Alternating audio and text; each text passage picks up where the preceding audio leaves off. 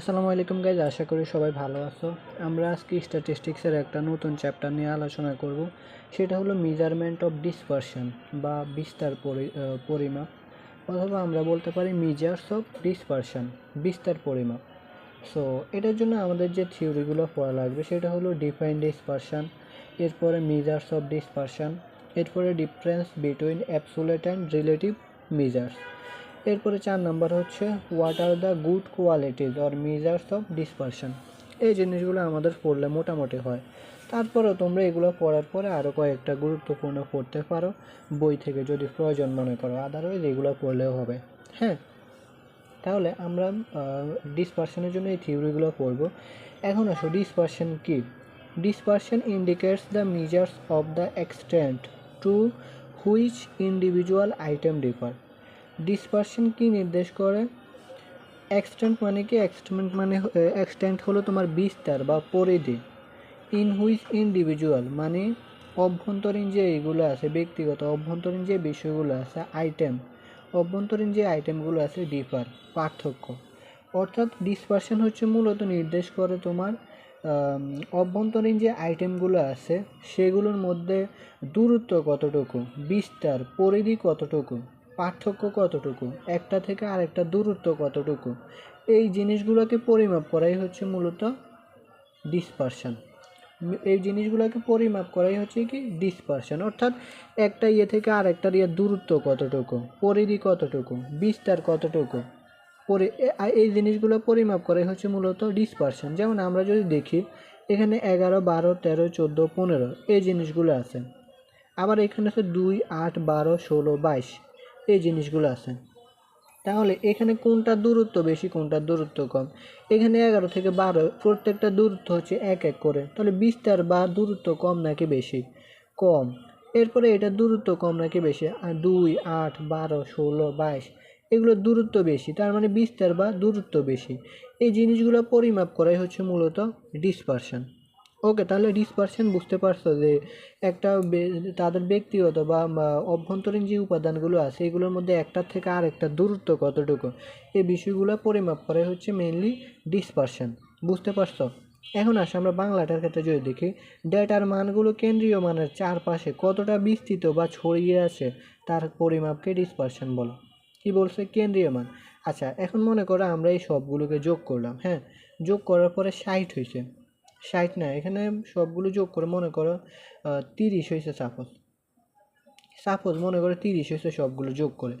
30-এর কাছাকাছি কোনটা কাছে কোনটা দূরে দেখো তো। 30 থেকে 11 পার্থক্য, এরপরে 30 থেকে 12, তো 11 থেকে 12 পার্থক্য কম 30 থেকে। মনে করে এটা হচ্ছে কেন্দ্রীয় মান, এটা থেকে 11 দূরত্ব কত, এটা থেকে 12 দূরত্ব কত, এটা থেকে 13 দূরত্ব কত, এটা থেকে 14 দূরত্ব কত, এটা থেকে 15 দূরত্ব কত। তো 15 দূরত্ব সবচেয়ে কম, এরপরে 14 দূরত্ব, এরপরে 13 দূরত্ব। এভাবে এই বিষয়গুলো অর্থাৎ কেন্দ্রীয় মান থেকে কেন্দ্রীয় মানের চারপাশে যে জিনিসগুলো থাকবে, যে উপাদানগুলো থাকবে, সেটা কতটা বিস্তৃত বা ছড়িয়ে আছে, কতটা বিস্তৃত বা দূরত্ব বা পরিধি ছড়িয়ে আছে, তার পরিমাপটি মূলত ডিসপারশন বলে। ক্লিয়ার? তাহলে ডিসপারশন আশা করি বুঝতে পারছো। এখন আসো, ডিসপারশন হলো মেইনলি দুই ধরনের। কয় ধরনের? ডিসপারশন হচ্ছে দুই ধরনের। এক হচ্ছে অ্যাবসোলিউট মেজার্স অফ ডিসপারশন, দুই হচ্ছে রিলেটিভ মেজার্স অফ ডিসপারশন। দেখো, পড়াটা খুবই এভাবে সফটলি শিখতে হবে আর স্মুথলি শিখতে হবে যে কোনটা থেকে কোনটা। প্রথমে ডিসপারশন কাকে বলো বা ডিসপারশন কী এই জিনিসটা বুঝতে পারছো। এরপরে হচ্ছে ডিসপারশন কয় ধরনের, ডিসপারশন হচ্ছে দুই ধরনের। এভাবে ধাপে ধাপে শিখবে, তাহলে পড়াগুলো ইজি লাগবে। হ্যাঁ, তাহলে ডিসপারশন দুই ধরনের, একটা হলো absolute measures of dispersion, relative measures of dispersion. Okay, তাহলে এখন আসুন। তো এক নম্বরে আছে absolute measures of dispersion. Absolute measures of dispersion আবার কয় ধরনের দেখো? 5 ধরনের। অ্যাবসোলিউট মেজার্স অফ ডিসপারশন এক নম্বরটা তাহলে কয় ধরনের? 5 ধরনের। এক নম্বর হচ্ছে রেঞ্জ, 2 নম্বর হচ্ছে কোয়ার্টাইল ডেভিয়েশন, 3 নম্বর হচ্ছে মিন ডেভিয়েশন, 4 নম্বর হচ্ছে স্ট্যান্ডার্ড ডেভিয়েশন, 5 নম্বর হচ্ছে ভেরিয়েন্স। হ্যাঁ, তাহলে অ্যাবসোলিউট মেজার্স অফ ডিসপারশন কয় ধরনের? 5 ধরনের। কি কি? রেঞ্জ, কোয়ার্টাইল ডেভিয়েশন, মিন ডেভিয়েশন, স্ট্যান্ডার্ড ডেভিয়েশন, ভেরিয়েন্স। এই জিনিসগুলোর ম্যাথ আমাদের করা লাগবে, এগুলো অনেক সুন্দরভাবে করানো হবে, ভয় পাওয়ার কোনো কারণ নেই। এরপরে হচ্ছে রিলেটিভ মেজার্স অফ ডিসপারশন, কয় ধরনের? চার ধরনের। রিলেটিভ মেজার্স অফ ডিসপারশন কয় ধরনের? চার ধরনের। হ্যাঁ, কী কী সেগুলো? Coefficient of range, coefficient of quartile deviation, coefficient of mean deviation, coefficient of variance. এই চার ধরনের হচ্ছে তোমার relative measures of dispersion. Relative মানে কি? সহকারে বা একটার সাথে আরেকটা সংযুক্ত। কোনটার সাথে সংযুক্ত? এই যে দেখো, আমরা যখন রেঞ্জ নির্ণয় করব, রেঞ্জের সাথে বলবে যে কোএফিসিয়েন্ট অফ রেঞ্জ নির্ণয় করো, তখন এটা আর এটা একসাথে নির্ণয় করব। যখন আমাদের বলবে কোয়ার্টাইল ডেভিয়েশন নির্ণয় করো, তখন একই কোশ্চেনে বলবে quartile deviation plus coefficient of quartile deviation নির্ণয় করো, অর্থাৎ একটার সাথে আরেকটার সংযোগ। কি বলছি বুঝছো? মনে করো রেঞ্জের সূত্র হচ্ছে তোমার highest value minus lowest value, অর্থাৎ এইচ মাইনাস এল। এটা হচ্ছে তোমার কী কয়, রেঞ্জের সূত্র। তাহলে আর কোএফিসিয়েন্ট অফ রেঞ্জের সূত্র কী হবে? সেটা হবে highest value minus lowest value divided by highest value plus lowest value. উপরেরটা হবে মাইনাস, এটাতে হচ্ছে মাইনাস, নিচে দিয়ে জাস্ট এটাই আবার যোগ হয়ে যাচ্ছে। অর্থাৎ এই বিষয়গুলো একটার সাথে আরেকটা এইভাবে কানেক্টেড আর কি, বোঝানোর জন্য বললাম। ম্যাথ যখন করবো তখন আরও বেশি ইজি লাগবে এই বিষয়গুলো। তাহলে রিলেটিভ মানে কি? রেঞ্জের সাথে তোমার কোএফিসিয়েন্ট অফ রেঞ্জ, কোয়ার্টাইল ডেভিয়েশনের সাথে coefficient of quartile deviation, mean ডেভিয়েশনের সাথে coefficient of mean deviation. Standard ডেভিয়েশনের কোনো নাই, রিলেটিভ মেজার্স নাই। ভেরিয়েন্স আছে, ভেরিয়েন্সের হচ্ছে কোএফিসিয়েন্ট অফ ভেরিয়েন্স। তাহলে আমরা বুঝতে পারলাম যে অ্যাবসোলিউট মেজার্স আর হলো রিলেটিভ মেজার্স। ওকে, তাহলে ধাপে ধাপে আমাদের এই বিষয়গুলো গেল। এখন আসো সিরিজ। আমরা জানি যে প্রত্যেকটা ম্যাথে আমাদের সিরিজ করতে হবে। 3 ধরনের সিরিজ। সিরিজ কয় প্রকার? 3 প্রকার। একটা হলো সিম্পল সিরিজ, একটা হলো ডিসক্রিট সিরিজ, আর একটা হলো কন্টিনিউয়াস সিরিজ। মনে করো আমাদের রেঞ্জ নির্ণয় করতে বলছে, হ্যাঁ, এই রেঞ্জের মধ্যে এখন পরীক্ষায় যে কোশ্চেনটা দেওয়া থাকবে সাপোজ, সেটা কোন সিরিজে দেওয়া আছে তুমি কীভাবে বুঝবা? 3টা সিরিজ আছে মেইনলি, রেঞ্জেরও 3টা series, simple series, discrete series, continuous series. আর পরীক্ষায় তো আর 3টা সিরিজ দিবে না, পরীক্ষা দিবে একটা সিরিজ। তো তোমার সেটা দেখে বুঝতে হবে যে কোন সিরিজ। তাহলে এই সবগুলোর ক্ষেত্রে 3টা সিরিজ। এখন পরীক্ষায় তোমার যে কোনো একটা সিরিজ দিতে পারে, সেটা আমরা কীভাবে বুঝি? যেমন 1 নাম্বার আসো সিম্পল সিরিজ, মানে কি? আনগ্রুপ ডাটা, বিচ্ছিন্ন ডাটা, আনগ্রুপ ডাটা অথবা বিচ্ছিন্ন ডাটা। বিচ্ছিন্ন মানে কি? একটার সাথে আরেকটার কোনো সম্পর্ক নাই। বিচ্ছিন্ন ডাটা, আনগ্রুপ ডাটা অথবা বিচ্ছিন্ন ডাটা। মনে করো তোমার এখানে 10, 15, 20, 30, আবার 15, এরকম বিচ্ছিন্ন যে ডাটাগুলো দেওয়া থাকবে সেটাই হলো কি? সিম্পল সিরিজ, আনগ্রুপ ডাটা বা বিচ্ছিন্ন ডাটা। ক্লিয়ার? ডিসক্রিট সিরিজ কি? ডিসক্রিট সিরিজে তোমার 2 ধরনের মান থাকবে। একটা হলো এক্সের মান থাকবে, আর একটা হলো ফ্রিকোয়েন্সি বা এফের মান থাকবে। কি থাকবে? ডিসক্রিট সিরিজে 2টা মান থাকবে, একটা হলো এক্সের মান থাকবে, আর একটা হলো ফ্রিকোয়েন্সি বা এফের মান থাকবে। তোমার একটা বক্স দেওয়া থাকবে, বক্সের প্রথম লাইনে দেওয়া আছে এক্সগুলা, আর দ্বিতীয় লাইনে দেওয়া আছে ফ্রিকোয়েন্সিগুলা। তাহলে সেটা আমরা কি বুঝবো? ডিসক্রিট সিরিজ বুঝবো। কি বলছি বুঝছো? তার সিম্পল সিরিজে আমাদের কি এরকমভাবে দেওয়া থাকবে। ডিসক্রিট সিরিজে আমাদের বক্সের মধ্যে এরকম এক্সের মান, ফ্রিকোয়েন্সি, অর্থাৎ যেটার মধ্যে এক্স আর ফ্রিকোয়েন্সি দেওয়া আছে সেটাই হলো ডিসক্রিট সিরিজ, সহজে বুঝবা। আর এটার মধ্যে শুধুমাত্র বিচ্ছিন্ন ডাটা কিছু দেওয়া থাকবে, এটাই। কন্টিনিউয়াস সিরিজ কি? 3 নম্বরে কন্টিনিউয়াস সিরিজ হলো এখানে ক্লাস ইন্টারভ্যাল ও ফ্রিকোয়েন্সি দেওয়া থাকবে। 2 নম্বরে থাকতেছে এক্স আর এফ। 3 নম্বরে থাকতেছে ক্লাস ইন্টারভ্যাল আর এফ। ফ্রিকোয়েন্সি মিন্স এফ, আমরা সংক্ষেপে বলতে পারি ফ্রিকোয়েন্সি মিন্স এফ। তাহলে এখানে থাকতেছে এক্স, এখানে চলে আসতেছে সিআই ও ফ্রিকোয়েন্সি, এখানে হচ্ছে এক্স প্লাস ফ্রিকোয়েন্সি, এই দুইটা মান থাকবে। তাহলে কন্টিনিউয়াস সিরিজের ইয়েগুলোকে, এই যে ক্লাস ইন্টারভ্যাল মানে কি? শ্রেণী ব্যবধান, বুঝার ট্রাই করো। ক্লাস ইন্টারভ্যাল মানে হচ্ছে শ্রেণী ব্যবধান। এখন শ্রেণী ব্যবধান তুমি কিভাবে পাবা? শ্রেণী ব্যবধান কিভাবে পাবা? একটার সাথে আরেকটার যে থাকবে, যেমন মনে করো 10 থেকে 20, 20 থেকে 30, 30 থেকে 40, এই যে এইভাবে যে ডাটাগুলো দেওয়া থাকবে এগুলো হলো ক্লাস ইন্টারভ্যাল। কি বলছি বুঝছো? আর তোমার যখন ডিসক্রিট সিরিজে এক্সের মান দেওয়া থাকবে, তখন তোমার থাকবে মনে করো এক্সের মান হচ্ছে 10, 20, 30, 40, 50 এভাবে। আর এখানে ক্লাস ইন্টারভ্যালগুলো কি? শ্রেণী ব্যবধান অনুযায়ী 10 থেকে 20, 20 থেকে 30, 30 থেকে 40, 40 থেকে 50, এরকমভাবে এই জিনিসগুলো দেওয়া থাকবে। কি বলছি বুঝছো? তাহলে আমরা তিনটা সিরিজ বুঝতে পারলাম। আমি আবার সংক্ষেপে বলি, সিম্পল সিরিজ হলো এরকম বিচ্ছিন্ন কিছু ডাটা দেওয়া থাকবে 10, 15, 5, 7, 10, 12, 20 যা আছে এরকম দেওয়া থাকবে, মানে একদম আনগ্রুপ ডাটা, কোনোটার সাথে কোনোটা ইয়ে নেই। ডিসক্রিট সিরিজে কী থাকবে, এক্স আর অ্যাপ থাকবে, এক্সের মান আর অ্যাপের মান থাকবে। কন্টিনিউয়াস সিরিজে কী থাকবে, ক্লাস ইন্টারভ্যাল থাকবে আর হলো ফ্রিকোয়েন্সি থাকবে। তাহলে বুঝতে পারবে সেটা continuous series. Class interval means শ্রেণী ব্যবধান। ওকে, এখন তোমাদের কাছে ইজি লাগবে বিষয়গুলো, যে কোন কোশ্চেন আমাদেরকে দিছে, কোন কোশ্চেন আমাদের করতে হবে, এগুলো বুঝতে পারো। আর এগুলো আমরা আগে যে ক্লাসগুলো করেছি ওইখানে সবগুলো বলা হয়েছে, সো আশা করি তোমরা এগুলো অলরেডি জানো। চলো আমরা এখন ম্যাথ করি। রেঞ্জ, আমরা প্রথমে এই যে দেখো ভালোভাবে বোঝার ট্রাই করি। এখন আমরা এই রেঞ্জের ম্যাথ করব। রেঞ্জ, এরপরে কোএফিসিয়েন্ট অফ রেঞ্জ, এই দুইটা করি। দেখো চলো, রেঞ্জের সূত্র কি, রেঞ্জের ফর্মুলা কি, আর সমান সমান এইচ মাইনাস এল। আর বলতে কি বোঝায়, রেঞ্জ। এইচ বলতে কি বোঝায়, হাইস্ট ভ্যালু। আর এল বলতে কি বোঝায়, লোয়েস্ট ভ্যালু। বুঝছো? তাহলে রেঞ্জ মানে কি, highest value minus lowest value. Okay, তাহলে এখন রেঞ্জের ক্ষেত্রে আমাদের কয়টা সিরিজ হবে, সিরিজ কয়টা, তিনটা, সিম্পল, ডিসক্রিট, কন্টিনিউয়াস।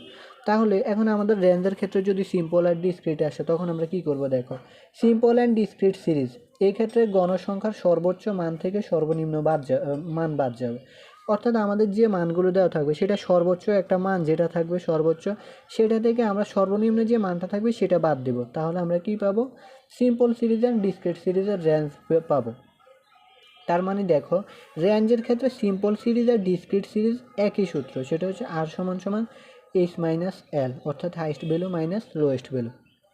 এটা গেল। এরপরে বুঝো কন্টিনিউয়াস সিরিজ, এই ক্ষেত্রে শ্রেণী ব্যবধানগুলোর মধ্যে সর্বোচ্চ শ্রেণী ব্যবধান থেকে সর্বনিম্ন শ্রেণী ব্যবধান বাদ গেলে যা পাওয়া যাবে তাই পরিসর। কী বলছে, এক্ষেত্রে শ্রেণী ব্যবধানগুলোর মধ্যে সর্বোচ্চ শ্রেণী ব্যবধান যেটা, সর্বোচ্চ শ্রেণী ব্যবধান থেকে সর্বনিম্ন শ্রেণী ব্যবধান বাদ দেবে। ওই যে বললাম 10 থেকে 20, 20 থেকে 30, 30 থেকে 40। তো এখন মনে করো এখানে 40 হাইস্ট, 40 থেকে সর্বনিম্ন কত, 10, তাহলে 40 থেকে 10 বাদ দিবা। বাদ দিলে যেটা থাকবে সেটাই হলো তোমার রেঞ্জ বা পরিসর। যা পাওয়া যাবে তাই হলো পরিসর কন্টিনিউয়াস সিরিজের ক্ষেত্রে। ওকে, এখন আমরা ম্যাথ করবো, তখন আরও ইজি বুঝবা। এখন আসো, এটা আমাদের গেল রেঞ্জ, আর সমান সমান এইচ মাইনাস এল, এটা হচ্ছে কোএফিসিয়েন্ট অফ রেঞ্জ, ওই যে রিলেটিভ ক্লোজের ক্ষেত্রে কোএফিসিয়েন্ট অফ রেঞ্জ। তাহলে কি, এটাকে আমরা সংক্ষেপে বলতে পারি সিআর সমান সমান এইচ মাইনাস এল। দেখো H minus L divided by H plus L, এখানে মাইনাস এল, এখানে হচ্ছে প্লাস এল, ইন্টু 100। হ্যাঁ, H minus L divided by H plus L into 100 আমাদের হয়ে গেছে কোএফিসিয়েন্ট অফ রেঞ্জ। অর্থাৎ তুমি এখানে যে মানটা বের করবে এই মানটাই এখানে প্রথমে লিখবা, আবার এটা জাস্ট নিচে যোগ করে দেবা, যোগ করে দিয়ে গুণ করবে 100 দিয়ে, কোএফিসিয়েন্ট অফ রেঞ্জ পেয়ে যাবা। ক্লিয়ার? এখন দেখো আমরা ম্যাথ করি সরাসরি, আমরা তিনটা সিরিজের ম্যাথই দেখাবো। হ্যাঁ, পরীক্ষায় তোমার যে কোনো একটা আসতে পারে, তখন তুমি দেখে বুঝবা কোনটা কি। আর সূত্র তো একই, এইচ সমান সমান আর সমান সমান এইচ মাইনাস এল, সবগুলো সূত্র কিন্তু এক এক। দেখো সিম্পল আর ডিসক্রিটের সূত্র এক, কন্টিনিউয়াসের সূত্র এক, সব একই। কিন্তু আমাদের ওই যে গণসংখ্যাগুলো থেকে কোনটা বিয়োগ করবে সেটাই এখন দেখব। চলো 1 নম্বরে দেখো, find the range and coefficient of range. কি বলছে, find the range and coefficient of range, অর্থাৎ বলছে রেঞ্জ এবং কোএফিসিয়েন্ট অফ রেঞ্জ খুঁজে বের করো। তাহলে দেখো এখানে যে ডাটাগুলো দেওয়া আছে 60, 70, 50, 25, 75, 82, 87, 95, 23, এরপরে 78, 90, এই যে এই জিনিসগুলো দেওয়া আছে এগুলো কোন সিরিজে আছে বলো, তোমরাই বলো। এতক্ষণ তো বললাম আমি ওই পেজে, সিম্পল, ডিসক্রিট, কন্টিনিউয়াস, এগুলো কোন সিরিজের দেওয়া আছে, এটা হচ্ছে সিম্পল সিরিজের, কারণ এখানে আনগ্রুপ ডাটা কোনো ইয়ে নেই। ডিসক্রিটে কী থাকবে, সেখানে এক্স থাকবে প্লাস অ্যাপ থাকবে। কন্টিনিউয়াসে কী থাকবে, সিআই থাকবে প্লাস অ্যাপ থাকবে। আর সিম্পলে জাস্ট এরকম সিম্পল কিছু ডেটা থাকবে। ওকে, তাহলে এই ডেটাগুলো দেওয়া আছে, এগুলো হচ্ছে এক্স। তাহলে এখন দেখো আর সমান সমান আমাদের সূত্র কি, সূত্র হচ্ছে আর সমান সমান এইচ মাইনাস এল। তাহলে এখানে সর্বোচ্চ মান কত, দেখো সর্বোচ্চ মাইনাস হচ্ছে 95, সর্বনিম্ন মান কত, সর্বনিম্ন মান হচ্ছে তোমার 23, 23 না, সর্বনিম্ন মান হচ্ছে আমাদের এখানে 23। তাহলে এখন তুমি এই যে দেখো আর সমান রেঞ্জ সমান সমান highest value minus lowest value, 95 minus 23, তাহলে 72। ক্লিয়ার? ম্যাথ কি কঠিন কিছু? হাইস্ট ভ্যালু 95, লোয়েস্ট ভ্যালু 23 হবে এখানে, লোয়েস্ট ভ্যালু 23। হ্যাঁ, এখন আসো কোএফিসিয়েন্ট অফ রেঞ্জ, আমাদের 2 নম্বরটা যেটা বের করতে বলছে কোএফিসিয়েন্ট অফ রেঞ্জ সিআর, তাহলে কী হবে একই সূত্র, H minus L divided by H plus L into 100। তো এইচ কত, এইচ হচ্ছে তোমার 95, লিখলাম 95। এরপরে এল কত, এল হচ্ছে 23, লিখলাম 23। মাঝখানে এটা মাইনাস, এরপরে নিচেরটা জাস্ট প্লাস হবে, 95 প্লাস 23 ইন্টু 100, তাহলে কত 61.017%। কঠিন কিছু? তো এটা গেল আমাদের কি সিম্পল সিরিজেরটা আমরা দেখেছি যে আনগ্রুপ ডাটা দিয়ে। এখন দেখো 2 নম্বরে, from the following data calculate range and coefficient of range. Range আর কোএফিসিয়েন্ট অফ রেঞ্জ বের করতে বলছে। তাহলে এখন তোমরা এখানে বলো যে এখানে আমাদের যে মানগুলো দেওয়া আছে এক্স আর এফ, এটা কিসের মান দেওয়া আছে, তোমরাই বলো এখন। এটা হচ্ছে আমাদের ইয়ের মান দেওয়া, কী কয় ডিসকন্টিনিউয়াস বা ডিসক্রিট সিরিজের মান দেওয়া আছে। তোমরা ডিসকন্টিনিউয়াস কিংবা ডিসক্রিট দুইটাই বলতে পারো। হ্যাঁ, তাহলে এটা হচ্ছে ডিসক্রিট সিরিজের মান দেওয়া আছে। আমরা বলছিলাম ডিসক্রিট সিরিজে এক্স আর এফ এর মান দেওয়া থাকবে, পাইছো? এখন আসো, তাহলে আমাদের সূত্র কি, আর সমান সমান এইচ মাইনাস এল। তাহলে হাইস্ট ভ্যালু কত, এইচ মানে হচ্ছে হাইস্ট ভ্যালু। তাহলে এক্সের মধ্যে হাইস্ট ভ্যালু কত, দেখো এই যে 55, লিখলাম 55। লোয়েস্ট ভ্যালু কত, 5, তাহলে লেখো 5। Highest value minus lowest value, তাহলে কত 50। কঠিন কিছু? আর কোএফিসিয়েন্ট অফ রেঞ্জ কত, এই সূত্র আমাদের হচ্ছে H minus L divided by H plus L into 100। তাহলে এটা এখন যেটা লিখছি এটা এখানেও লেখো, নিচে শুধু আবার প্লাস করে দাও ইন্টু 100, তাহলে কত 83.33%। কঠিন কিছু? এটা হচ্ছে আমাদের ডিসক্রিট সিরিজ। তাহলে সিম্পল সিরিজও দেখলাম, ডিসক্রিট সিরিজও দেখলাম, সূত্র কিন্তু সব এক, highest value minus lowest value. তোমরা জাস্ট এখানে এক্স হাইস্ট ভ্যালু থেকে লোয়েস্ট ভ্যালু মাইনাস করে ম্যাথ করবা, শেষ। এরপরে দেখো 3 নম্বরে calculate range and coefficient of range. এখানেও range and coefficient of range বের করতে বলছে। তাহলে এখন এখানে মার্কস দেওয়া আছে, নাম্বার অফ স্টুডেন্ট দেওয়া আছে। বলো তো এটা কোন সিরিজে আছে, তোমরাই বলো। এখানে আমরা বলছিলাম যে কন্টিনিউয়াস সিরিজে ক্লাস ইন্টারভ্যাল প্লাস থাকে, ফ্রিকোয়েন্সি থাকে। তাহলে আমরা এই যে মার্কসকে যদি ক্লাস ইন্টারভ্যাল বলি, ভুল হবে কি? আর এটা কি, এটা হচ্ছে ফ্রিকোয়েন্সি। আমরা যদি মার্কসকে ক্লাস ইন্টারভ্যাল বলি, এটা কি ভুল কিছু? এটা হচ্ছে আমাদের কন্টিনিউয়াস সিরিজে দেওয়া। কীভাবে? কন্টিনিউয়াস সিরিজ মানে কি শ্রেণী ব্যবধান আমরা কীভাবে বুঝি? দেখো 10 থেকে 20, 20 থেকে 30, 30 থেকে 40, 40 থেকে 50, 50 থেকে 60, প্রত্যেকটার মধ্যে শ্রেণী ব্যবধান কত? 10 করে। প্রত্যেকটার মধ্যে শ্রেণী ব্যবধান 10 করে। ডিসকন্টিনিউয়াসে বা ডিসক্রিট সিরিজে কি শ্রেণী ব্যবধান আছে? না, এখানে এক্স আর এফ এর মান দেওয়া থাকবে। আর কন্টিনিউয়াস সিরিজে তোমার এখানে মার্কস দেওয়া থাকুক, যেটাই দেওয়া থাকুক, দিন শেষে তোমার এখানে শ্রেণী ব্যবধান আছে 10 থেকে 20, 20 থেকে 30 কিংবা 100 থেকে 200, 200 থেকে 300, যাই থাকুক, শ্রেণী ব্যবধান আছে। তাহলে সেটা কি? সেটা হলো কন্টিনিউয়াস সিরিজ, আমাদেরকে বুঝতে হবে সেটা। হ্যাঁ, তাহলে এটা হচ্ছে ক্লাস ইন্টারভ্যাল, শ্রেণী ব্যবধান, শ্রেণী পার্থক্য, আর এটা হচ্ছে ফ্রিকোয়েন্সি। এখন তাহলে আমাদের ওই আগের মতো আমরা কি বলছিলাম, ক্যালকুলেট রেঞ্জ অ্যান্ড কোএফিসিয়েন্ট। তো সূত্র কি আমাদের রেঞ্জ আর highest value minus lowest value. তাহলে গণসংখ্যার সর্বোচ্চ মান কত এটার মধ্যে? এই যে ক্লাস ইন্টারভ্যালের সর্বোচ্চ মান কত? 60, তাহলে লেখো 60। সর্বনিম্ন মান কত? 10, তাহলে মাইনাস করো 10 সমান সমান 50। এরপরে coefficient of range plus coefficient of range, এটা বের করো। তাহলে কি H minus L divided by H plus L into 100। তাহলে হাইস্ট ভ্যালু হচ্ছে 60, লিখলাম 60। লোয়েস্ট ভ্যালু হচ্ছে 10, লিখলাম 10 ডিভাইডেড বাই এইচ প্লাস এল, এই দুইটা যোগ করে দিলাম নিচে ইন্টু 100। তাহলে কত? 71.73%। কঠিন কিছু? একদম ইজি না এই ম্যাথগুলো। আমি বলে কি, তোমার স্ট্যাটিস্টিক্সে সবচেয়ে কঠিন বিষয় হচ্ছে সূত্রগুলো মনে রাখা। এগুলো এত সূত্র, এই জিনিসগুলো মনে রাখলে তোমার কাছে ম্যাথ একদমই পানি লাগবে, বুঝছো? ম্যাথ কিন্তু এমনি কঠিন না, দেখছো? ম্যাথ কিন্তু একদমই ইজি।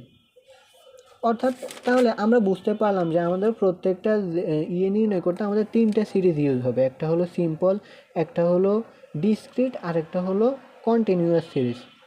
সিম্পল সিরিজে জাস্ট সিম্পল কিছু ডাটা দেওয়া থাকবে, আনগ্রুপ ডাটা বা বিচ্ছিন্ন ডাটা। ডিসক্রিট সিরিজে এক্স আর এফ এর মান দেওয়া থাকবে। এই যে সিঙ্গেল মান, এই যে এগুলো হচ্ছে সিঙ্গেল মান, দেখো এগুলো হচ্ছে সিঙ্গেল মান। সিঙ্গেল ভ্যালু বলতে পারি আমরা।